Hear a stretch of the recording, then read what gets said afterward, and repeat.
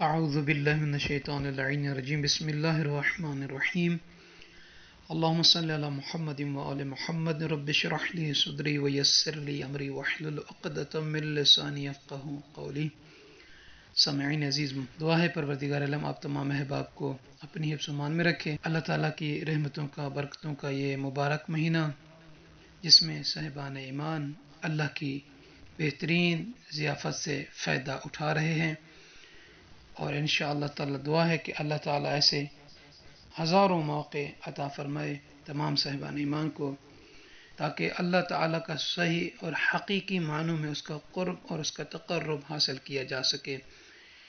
عزیزان گرامی قدر، آج اس ویڈیو میں آپ تمام احباب کی خدمت مبارک میں ماہ شعبان المعظم کے 14ویں دن کے روزے کے بارے میں اور ماہ شعبان المعظم کے 14ویں کی رات کی نماز کے بارے میں بیان کرنا ہے۔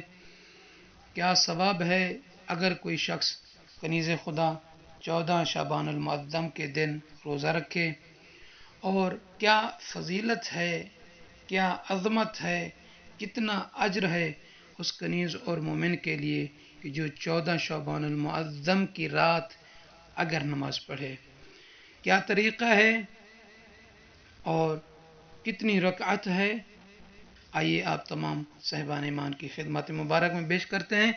حضرت محمد مصطفیٰ اللہم صلی علی محمد و آل محمد علیہ الصلوۃ والسلام صلی اللہ علیہ وآلہ وسلم ارشاد فرما رہے ہیں، من صلی فی اللیلۃ الرابعۃ عشر من شعبان 4 رکعات یقرأ فی کل رکعہ فاتحۃ الکتاب مرہ والعصر 5 مرات۔ جو شخص نیو کنیز خدا 14 شعبان المعظم کی رات میں 4 رکعت نماز پڑھے، اے اللہ کے نبی، اے کریم نبی صلی اللہ علیہ وآلہ وسلم، کیا طریقہ ہے؟ آقائے دو جہاں صلی اللہ علیہ وآلہ وسلم فرما رہے ہیں کہ یقرأ فی کل رکعہ فاتحۃ الکتاب مرہ، کہ ان 4 رکعت نمازوں میں سے جو 2 کر کے پڑھنا ہے، ہر رکعت میں 1 مرتبہ سورہ الحمد پڑھے، والعصر 5 مرات، اور سورہ عصر کو والعصر ان الانسان لفی خسر، اس سورہ مبارکہ کو 5 مرتبہ تلاوت کرے۔ یعنی نیت کیسے کرے گا؟ 4 رکعت کو 2 کر کے پڑھنا ہے کہ 2 رکعت نماز شب 14 شعبان المعظم کی پڑھتا ہوں یا پڑھتی ہوں قربتاً الی اللہ۔ الحمدللہ رب العالمین، بسم اللہ الرحمن الرحیم، الحمدللہ رب العالمین کے بعد یہ پوری سورہ الحمد مکمل کریں، پھر 5 مرتبہ جو ہے والعصر ان الانسان لفی خسر کی جو ہے آپ تلاوت فرمائیں ہر رکعت میں۔ یا رسول اللہ، اس کا ثواب کیا ہے؟ اللہ کے نبی فرما رہے ہیں کہ کاتب اللہ لہ ثواب المصلین من لدن آدم الى یوم القیامہ وبعثہ اللہ تعالی ووجہہ اضواء من الشمس والقمر وغفر لہ۔ اللہ کے نبی یہاں پہ 3 بہت بڑے اجر اللہ کی طرف سے انعام جو ہیں، ہدیے جو ہیں، تحفے جو ہیں، گفٹ جو ہیں، وہ ان کنیزوں اور بندگان خدا کے لیے بیان فرما رہے ہیں کہ جو 14 کی شب یہ 4 رکعت نماز پڑھے گا۔ پہلا ثواب کیا ہے؟ وہ ثواب اس کا یہ ہے کہ اللہ تعالی ایسے عبد اور کنیز کے لیے جناب آدم علیہ السلام سے لے کر قیامت تک کے پڑھنے والے، نماز پڑھنے والے مومنین کا ثواب جو ہے وہ اسے عطا فرمائے گا۔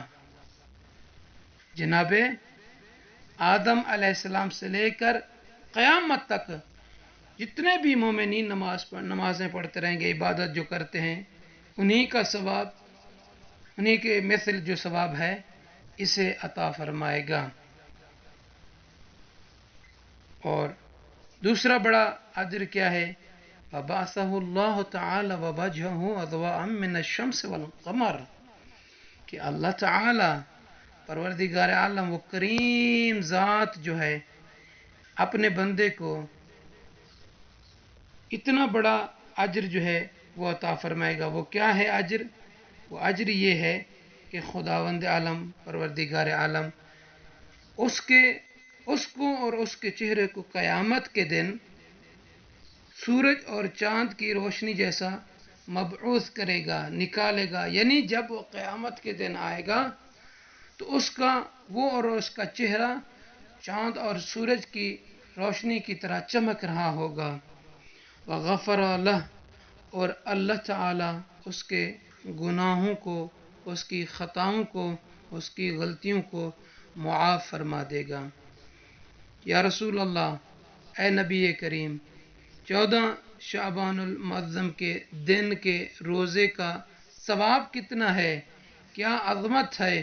تو آقا دو جہاں صلی اللہ علیہ وآلہ وسلم ارشاد فرما رہے ہیں، قال ومن صام 14 يوما من شعبان ألهمت الدواب والسباع حتى الحيطان في البحور أن يستغفروا له۔